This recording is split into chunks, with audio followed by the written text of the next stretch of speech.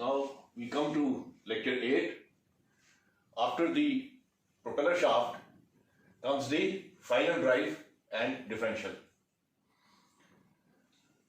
Final drive. Final drive is the last stage in transfer of power from the engine to road wheels.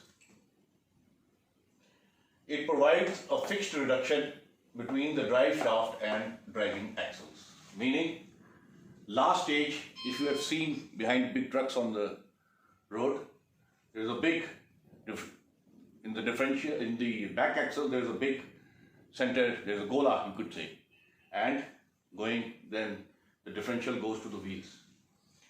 Now, if this is the vehicle, the driver is here, this is the propeller shaft coming. This is the propeller shaft coming. So, it's the last stage. So, this is contained, all this is contained in that box. The final drive as well as the differential. They both are in that big gola which you see. Fixed reduction, because the number of teeth on the pebble or drive pinion, this is connected to the propeller shaft we read in the last lecture through a universal joint. Universal joint at the end of the propeller shaft and then connected to this bevel pinion. The bevel pinion has much lesser teeth than the crown wheel or the ring gear. And this combination is the one which provides the final drive. The reduction is permanent because the number of teeth on this and the number of teeth on this are fixed. So this provides a fixed reduction between the drive shaft and the driving axles. These are the two driving axles. We'll see the construction later when we come to the differential. Presently we are studying only this part. The crown wheel and the bevel pinion, propeller shaft, this part only. This is the final drive.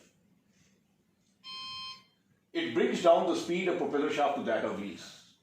Reduction, purpose of reduction is to bring down the speed, the engine to the wheels. From here, the differential to the wheels. It turns the drive of propeller shaft through right angles to drive the wheels. The drive is coming from their propeller shaft, the engine is here, and it is turning through right angles. This is one half shaft, the other half shaft. So 90 degrees turn. The crown wheel is larger than the bevel pinion. As I said, the crown wheel is larger than the bevel pinion. Therefore, speed of the crown wheel is lower than the speed of bevel pinion. Naturally, these two gears are in mesh, their teeth are in mesh. When they rotate, this will rotate much slower than this because of the number of teeth. The reduction provided is about 4:1 in cars. That means the ratio of these two ratios are 4:1 in cars and about 10:1 in heavier vehicles. This means that the crown wheel is bigger vehicles, heavier vehicles is much bigger. For lesser reduction of about 7:1, up to 7:1, a single reduction is used. Beyond that, you'll have to have another reduction, two-stage, which we are not studying. Differential. Now we come to this part. This whole thing is called differential. It is a mechanism by which the outer wheel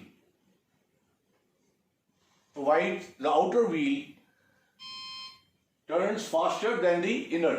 Why? Let's see this. Let's say this is a vehicle. It's taking a right turn. The width of the vehicle is, let's say, 1.5 meters.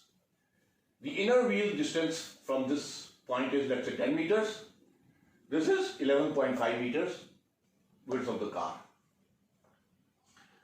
Now, this distance, if you measure 1, that means starting from here, when it takes the right turn, the inner wheels will have to travel 15.7 meters and the outer wheels, that is 0, this to here, till the turn is completed, will travel 18 meters. So the outer wheels have to travel more distance than the inner, and therefore their speed has to be more than the speed of the inner wheels. This is what the differential does. Is a mechanism by which the outer wheels run faster than inner wheels while taking a turn or moving over a bump. Even over moving a bump, it's the same thing. Over the bump, the distance increases because the bump is like this. So from here to here, the distance is elongated. The purpose is to provide the relative movement to the two rear wheels when vehicle taking a turn. Because the differential is in the rear, relative motion. This should run slower, this should run faster. The torque transmitted is, however, always equal. That we will see ahead. Why is it equal? Sufficient at this stage, the torque transmitted is always equal. If the two wheels are rigidly fixed, let's say there is no differential. The two wheels is coming from here, final drive, one half shaft here, other half shaft here, forget about this. What will happen? There will be rapid wear of the tires. The tires will, because one is traveling faster than the other. Steering problems will be there for the driver. He will have a little difficulty in steering, and the road handling will become poor. Obviously, if you have in a vehicle one side traveling slower, one traveling faster, there will be problems. If the differential is not there. Construction details. Let us look at the construction details of the differential. This is the roller shaft coming, universal joint, bevel pinion, meshed with the crown wheel. The crown wheel is on bearings, rotates on the half shaft. The sun gears, these are the two sun gears. They are connected to the half shafts. One wheel is here, one wheel is here. And between them is the planet gears, planet pinion or planet gears. Now there is a cage which is connected to the ring gear as shown. That means when the crown wheel rotates after getting drive from here, this whole unit will rotate.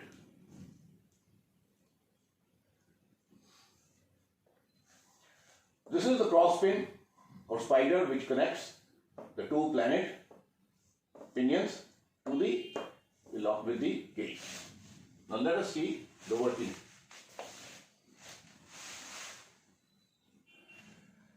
The sun gears are mounted on the inner end of rear axle. Inner end of, this is the outer end is the wheel, inner end is the sun gears. These are the two sun gears. The ring gear called the crown wheel, this is also called the crown wheel or ring gear, whatever you say, is attached to the cage, and is free to rotate on the rear half shaft on bearings. This is the bearing, free to rotate on it. It is driven by the drive pinion. This is driven by the drive pinion. The cage supports the two planet pinions, which are free to rotate on the pin. They are free to rotate on the pin, but are meshed with the sun gears. They are free to rotate on this pin, but they are also meshed with the sun gear. When cage is rotated, when this rotates, the whole cage rotates as I mentioned. Planet pinions and pinion and pin will also rotate as one unit. When vehicle is moving straight ahead, power flows as shown. Vehicle, now this is smaller view, vehicle is moving straight, the power will come planet pinion to this crown wheel, from here to the cage, through the planet pinions, through the sun gears, and to the half shafts. And they will rotate at the same speed, faster. This is the power flow.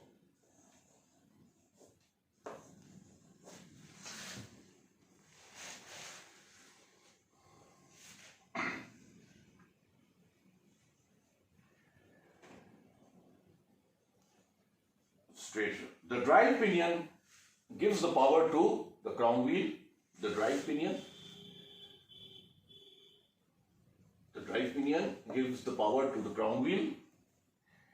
Then the crown wheel plus cage plus pin rotate as one unit. This whole unit rotates. The planet pinion transfers power to the sun gears. This is rotating, this planet pinion, they are meshed, and the power will be transmitted to the sun gears. The sun gears and half shafts are splined together. See, this is the spline. Sun gear and half shaft are splined together and revolving and revolve due to rotary motion of the planet gears as a whole. When vehicle is taking a turn, the planet gear rotates on its shaft to permit the outer wheel to turn more quickly than the rear wheel as shown in the figure. Power will come from here. When this is working, then when it takes a turn, then this will move faster. The inner wheels, this is the left turn in fact. Faster means slow, that means it's taking a left turn fast, and this will be slow. There will be no power onto the left shaft, only on the right when it's taking a left turn. Working. Now, to understand the differential action, what happens when the vehicle is taking a turn? To understand it, we'll have to make an assumption. We'll have to assume that the cage is stationary. This cage is stationary.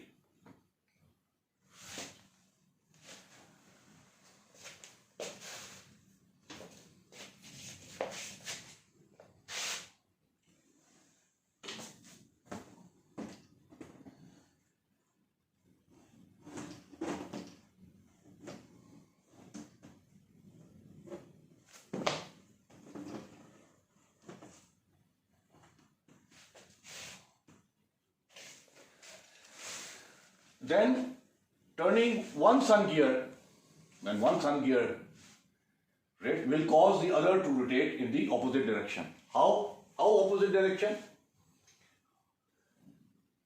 Let's say this sun gear, this rotation is as shown in the arrow like this. And as we know, when two gears mesh, the other rotates in the opposite direction. So this will rotate this way, and then once this is rotating this way, this is in mesh with this left side sun gear, this will rotate like this. That means this sun gear is rotating, let's say, clockwise, and this one is rotating, if you are viewing from this side, anti-clockwise. Because of the meshing of the gears. That means if the left sun gear rotates n times in a particular time, if the left sun gear rotates in a particular time, the right gear will rotate also n times in the same period of time, but of course in the opposite direction. This rotation is superimposed on the normal wheel speed when vehicle is taking a turn. We have imagined this is happening when we assume that the cage is stationary. Just to understand that one moves clockwise, the other under anti-clockwise. One has to move faster so this is superimposed on the normal wheel speed. Thus, for example, consider a vehicle with wheel speed n rpm going straight. The wheel speed is n rpm, it is going straight. When it takes a right turn, there will be a resistance to motion on right wheel because it has to go slower and the outer has to go faster. And as a result of differential action, if the right wheel rotates back at n RPM. This rotates back. This left wheel rotate forward at n RPM. And the result, the right at RPM, and the left wheel rotate forward at n. That means that one rotates back at n RPM. This rotates forward at n RPM. So the resultant speed of the left wheel will be n plus n, wheel speed, plus the differential, the speed caused by the superimposed due to differential action, and that of the right wheel will be n minus n RPM.